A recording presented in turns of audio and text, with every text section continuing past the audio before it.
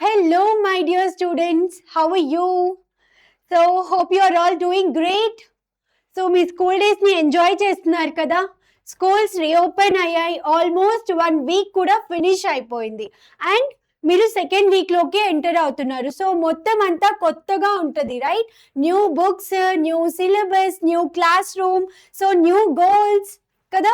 So ఇది beginning of the academic year కాబట్టి ప్రతి స్టూడెంట్ యొక్క మనసులో ఉండే ఒకే ఆలోచన ఏంటి అంటే, నేను ఈ ఇయర్ బాగా చదువుకోవాలి, మంచి మార్క్స్ తెచ్చుకోవాలి, నా పేరెంట్స్ని ప్రౌడ్గా ఫీల్ అయ్యేలా చేయాలి అని చెప్పి మీరు అనుకుంటారు, రైట్?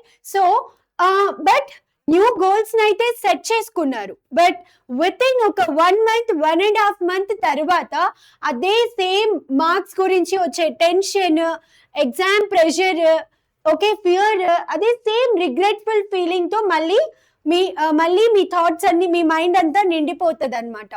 ఎందుకని అంటే మీరు కొత్త గోల్స్ ని సెట్ చేసుకున్నారు, ఒక మంచి రెజల్యూషన్స్, డ్రీమ్స్ అన్ని పెట్టుకున్నారు, కానీ దానికి తగిన వర్క్ కూడా మనం చేయాలి కదా, రైట్? సో ఊరికే అలా మనం ఒక చోట నోట్ చేసేసుకుంటే మనం అచీవ్ చేయగలమా? నో, రైట్ కదా. ఎందుకు? ఇక్కడ మనం పాత మిస్టేక్స్ ని మళ్ళీ మనం రిపీట్ చేస్తున్నాం కాబట్టి. న్యూ అకాడమిక్ ఇయర్ స్టార్ట్ అయింది, బట్ మన న్యూ హ్యాబిట్స్ ని మనం ఇంప్రూవ్ చేసుకోవట్లేదు. పాత మిస్టేక్స్ ని, పాత హ్యాబిట్స్ ని మనం కంటిన్యూ చేస్తూ కూర్చున్నాం కాబట్టి మనకి మళ్ళీ ఆ రిగ్రెట్ఫుల్ ఫీలింగ్ అనేది వస్తుంది అనమాట, అవునా? So most of the students వాళ్ళు ఫస్ట్ ఈ బిగినింగ్ స్టేజ్ లో చేసే మిస్టేక్స్ ఏంటి, ఆ మిస్టేక్స్ వల్ల మనం మళ్ళీ రిగ్రెట్ అవ్వాలి, ఓకేనా?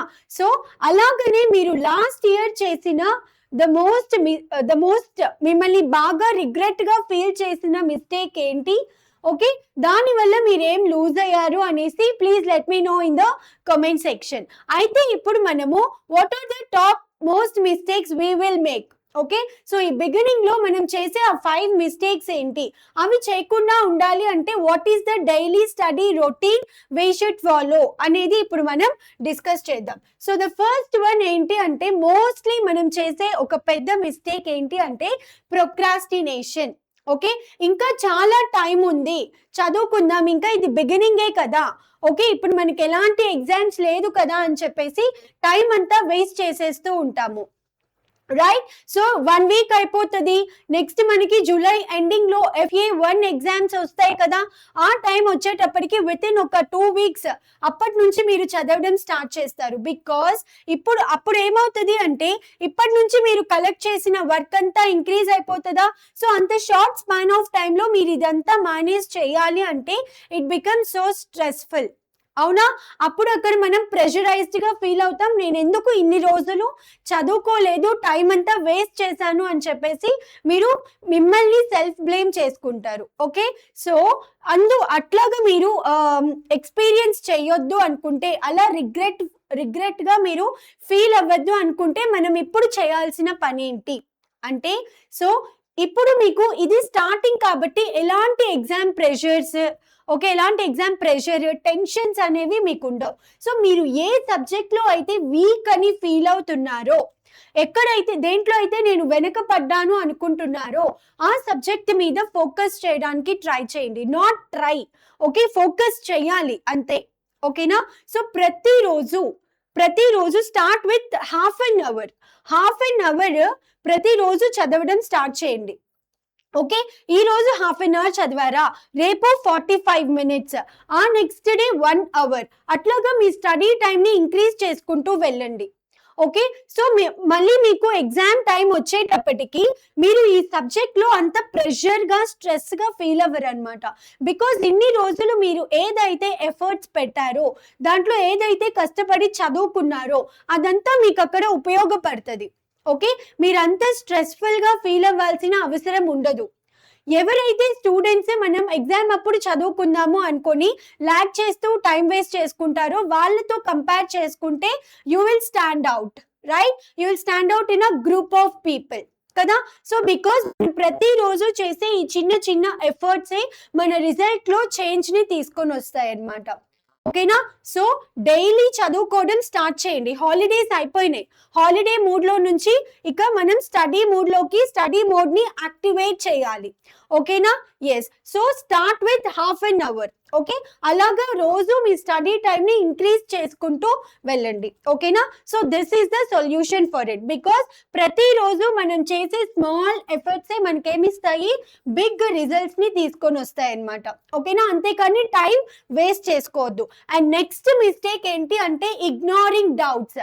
మనం ఏం చేస్తాము, మనకి ఏ డౌట్ వచ్చినా సరే క్లాస్ లో మేడం ని, టీచర్ ని అడగడానికి భయపడో, లేదా నా ఫ్రెండ్స్ నన్ను చూసి నవ్వుతారనో, ఇలాంటి మొహమాటంతో మనం డౌట్స్ ని క్లియర్ చేసుకోకుండా, వాటిని ఎక్స్ప్రెస్ చేయకుండా అలాగనే మన బ్రెయిన్ లో పెట్టేసుకుంటాము. ఓకే, ఏముందిలే రేపు తెలుసుకుందాము, ఆ తర్వాత తెలుసుకుందాం, ఎగ్జామ్ కి ఇంకా టైం ఉంది కదా అప్పుడు తెలుసుకుందాం అని చెప్పేసి మీరు డౌట్ ని అలానే పెట్టుకొని ఉంటారు. సో ఈ డౌట్ వల్ల ఏమవుతుంది అంటే ఆ కాన్సెప్ట్ చదివేటప్పుడు ప్రతిసారి మీ బ్రెయిన్ లో ఆ డౌట్ మిమ్మల్ని డిస్టర్బ్ చేస్తూ ఉంటది. ఇంట్రెస్ట్ అనేది క్రియేట్ అవ్వదు.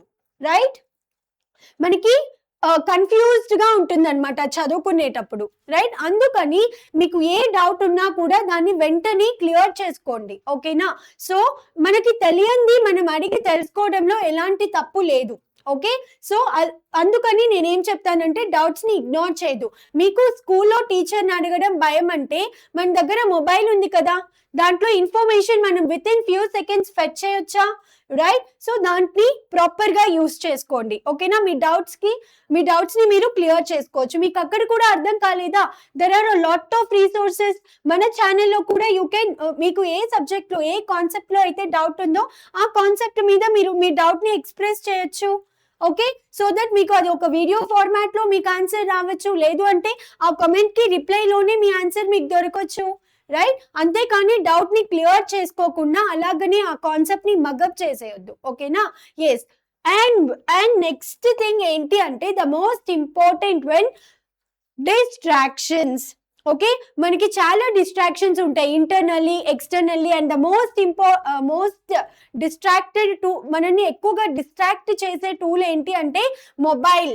అవునా?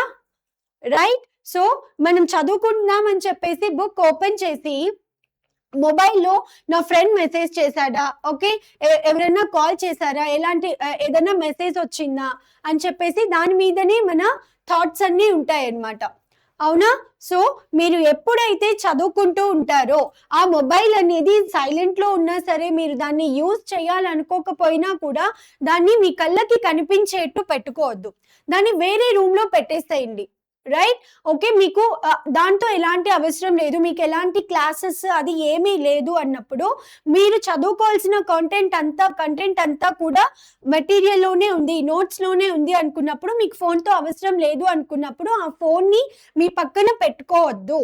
బికాస్ అది మిమ్మల్ని డిస్ట్రాక్ట్ చేస్తూ ఉంటది. మీరు చదువుకుంటూ అలాగా ఒక 5 minutes చూద్దాం, ఒక 5 minutes అలా రీల్స్ చూద్దామని ఓపెన్ చేస్తారు, అంతే, భూమ్, 2 to 3 hours కంప్లీట్ అయిపోతుంది. అవునా? సో మొబైల్ అనేది చదువుకునేటప్పుడు మీ పక్కన అస్సలు పెట్టుకోవద్దు. మ్యామ్, మేము ఎంత ట్రై చేసినా స్క్రీన్ టైం తగ్గించుకోలేకపోతున్నాము అంటే నేను ఒక చిన్న టిప్ చెప్తాను. సో డైలీ మీరు ఏం చేస్తారంటే ఒక half an hour no phone hour అని పెట్టుకోండి. ఆ టైంలో మీరు అసలు ఫోన్ని పక్కన పెట్టేసి దాని దగ్గరికి వెళ్ళొద్దు. ఓకే, ఆ టైంని దేనికి యూజ్ చేస్తారు అంటే రీడింగ్ బుక్స్, లేదా మీ ఫ్యామిలీతో ప్రాపర్గా టైం స్పెండ్ చేయడం. ఓకేనా? సో అలాంటి థింగ్స్ మీకు ఏదైతే ఉపయోగపడతాయో ఆ టైంలో అలాంటి పనులు చేయండి. ఓకేనా? సో ఇలా డైలీ మీ స్క్రీన్ టైం ని తగ్గించుకుంటూ రండి. Okay, yes. ఆ మొబైల్ అనేది జస్ట్ ఒక టూల్ మాత్రమే, మనం దాన్ని వాడేట్టు ఉండాలి, కానీ అది మన టైం ని కిల్ చేసేట్టు ఉండకూడదు. ఓకేనా? అది మనల్ని వాడేలాగా, మన టైం ని కిల్ చేసేలా, మన ప్రోగ్రెస్ ని ఆపేలా ఉండకూడదు. ఓకేనా? సో ఆ జస్ట్ ఒక 6 inches స్క్రీన్ కి మీ డ్రీమ్స్ కన్నా కూడా ఎక్కువ ప్రయారిటీ దానికి ఇవ్వద్దు. ఓకేనా? రైట్. అండ్ నెక్స్ట్ వన్ ఏంటి అంటే మనం చదివిన దాన్ని ప్రాపర్ గా ప్రాక్టీస్ కానీ రివైజ్ కానీ చెయ్యం. ఈ రోజు ఒక 2 to 3 hours కూర్చొని ఒక కాన్సెప్ట్ చదువుతారు, మీరు దాన్ని ఒక అట్లీస్ట్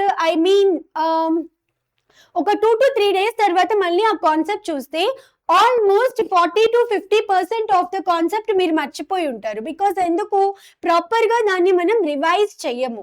ఓకే, చదివేసి అయిపోయింది, నేను ఇది నేర్చేసుకున్నానని పక్కన పెట్టేస్తాం. But proper revision and proper practice అనేది చాలా ఇంపార్టెంట్.